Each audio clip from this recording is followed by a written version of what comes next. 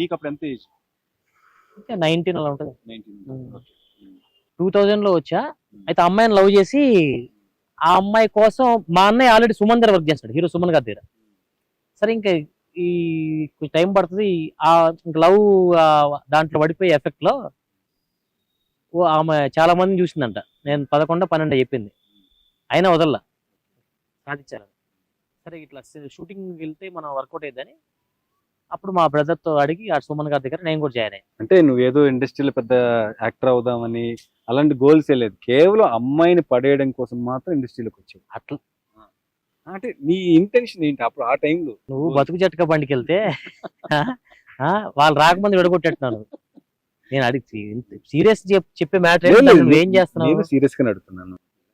Cricket player అవ్వాలని వచ్చా, అనుకోకుండా అటెల్లా దీంట్లోకి అలా ఎంటర్ అయ్యా. ఎంటర్ అయిన తర్వాత నువ్వేమనుకో